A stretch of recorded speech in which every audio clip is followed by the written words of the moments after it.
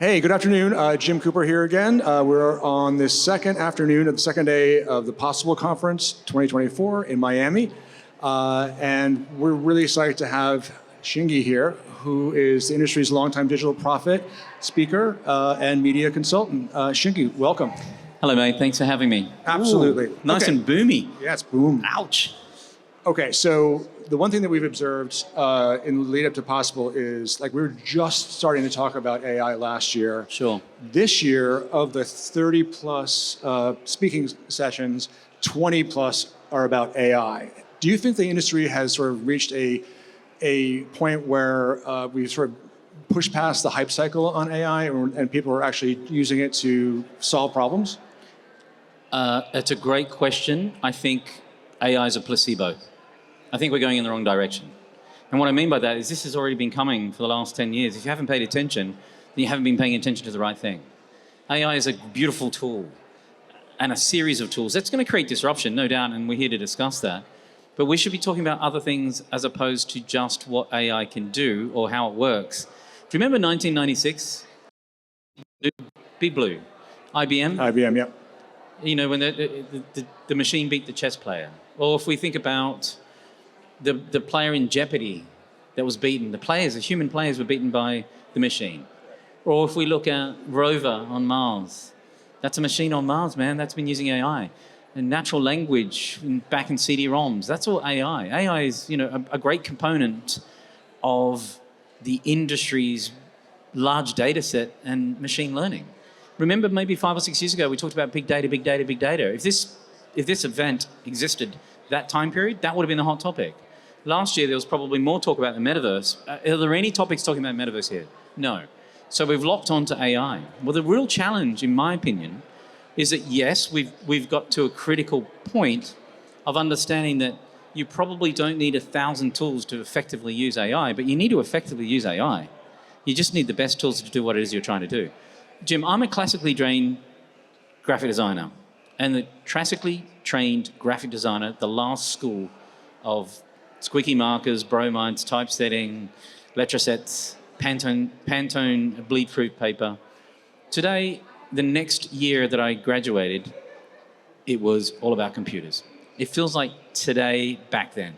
Because what happened is the industry said, there's this thing called desktop publishing coming. It's going to destroy your industry. Design is dead. We've got 16.7 million colors. We've got 256 fonts. We've got desktop printers on our desk. And suddenly, the industry took a massive dive because we listened to the hype cycle back in the 80s, early 90s. And then suddenly what happened is that people realized they needed taste. Design couldn't be any better than it is today.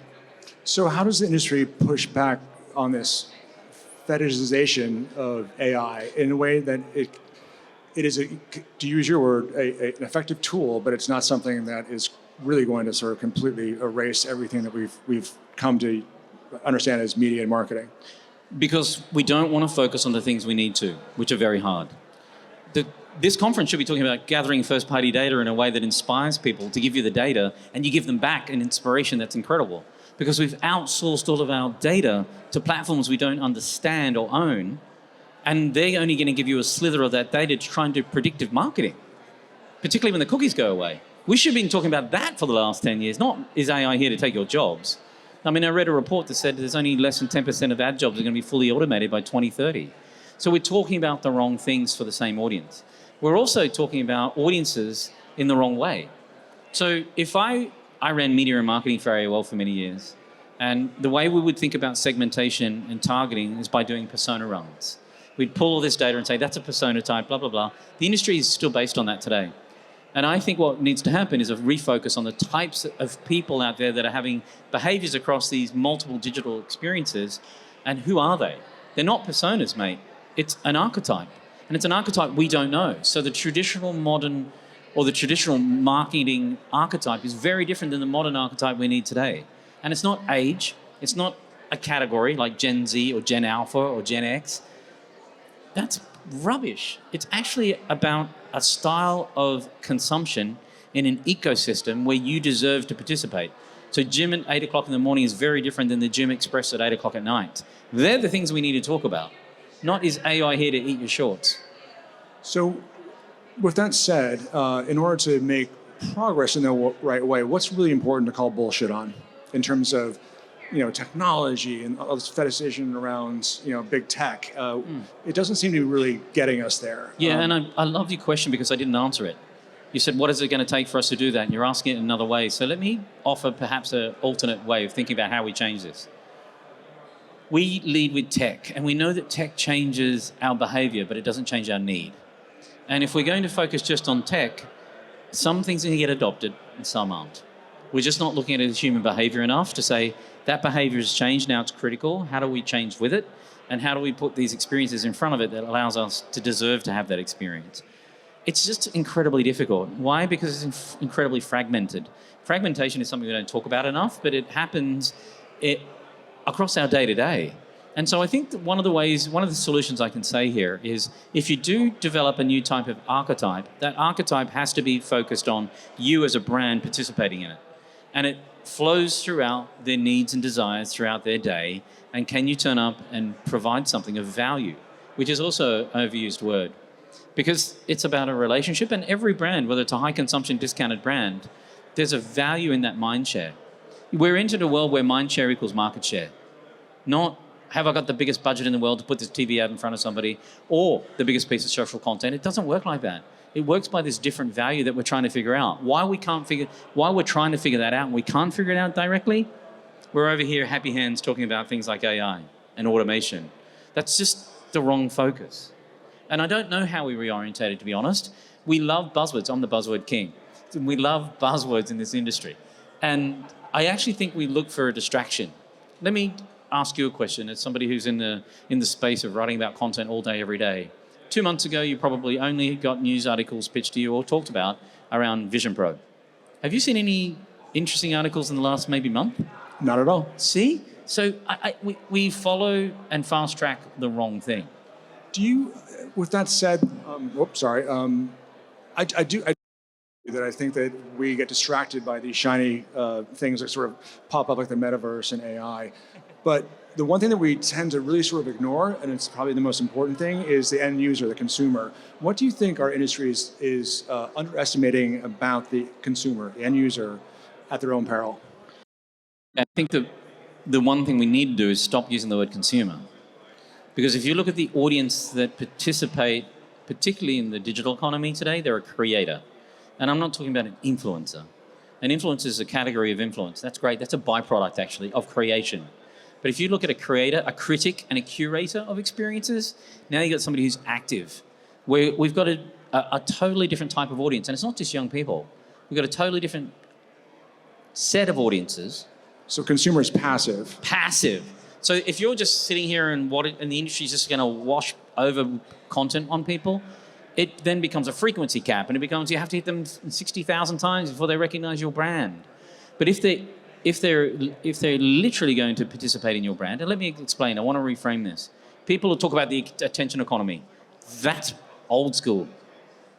Old school. You pull your phone out a couple of hundred times a day and you decide you're going to go pinch, pull, punch, swipe left, swipe right, up, down. That's intention. My job is to get Jim to intend on my brand. Yeah, so I have Gen Z daughters, and if they can't share it, adjust it, comment on it, it's not media. Because for them, it has to be participatory or they don't pay attention at all. And them, by the way, are you and I. It's not Gen Alpha, who are 13 years old and all happy hands. Every generation of category of people that we participate with, there's one thing I can tell you that's truth. They age out. So remember, we're like, wow, millennials are incredible. They've got these different behavior patterns. How do we embrace them? I'm like, 2 years later, they're like, they act like their parents. What happened to them? I thought they're going to be the most rock and roll, eco-friendly, blah, blah. And then Gen Z are the ones. And those poor bastards have to carry that with them. And then suddenly it's like, well, they actually didn't care about the environment either. It's about Gen Z. It's about Alpha. It's like, give it up. People start to just age out. But what doesn't change is our need to connect differently, all ages. That's why I'm saying we need to reframe completely differently, because it's not just about a different audience. And all those audiences don't hang out in a rocket growth platform like TikTok. They happen in other places.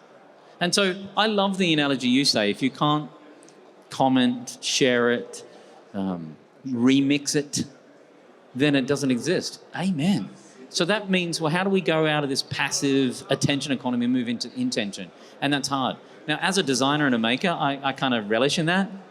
And what we'll see is this homogenization of creator tools. Canva is a very good example.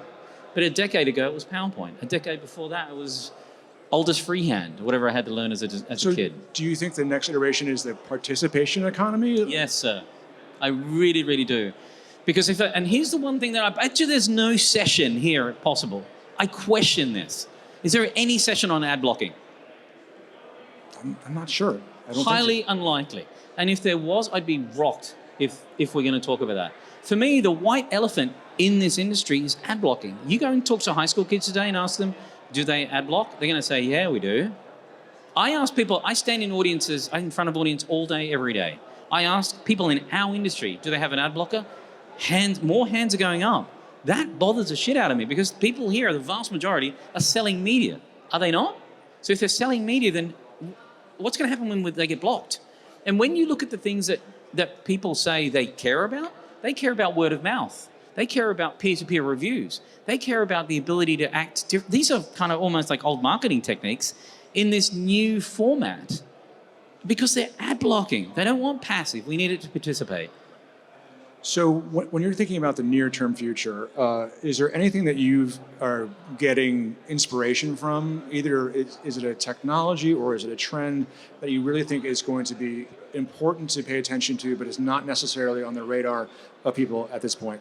Yeah, it's been on the radar forever. It's just that people don't acknowledge it as being an incredible opportunity, and that is nostalgia.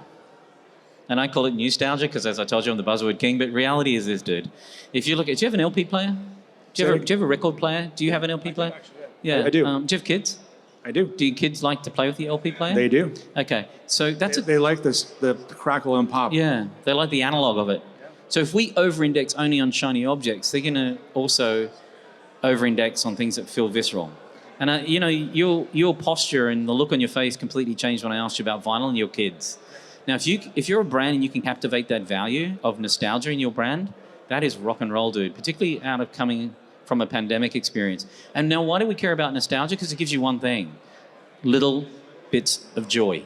And in a world that feels like a tinderbox today, that's powerful. The second thing is comfort. So if you're able to provide that as well, so the LP industry is almost $2 billion. So the analog camera industry is $4 billion.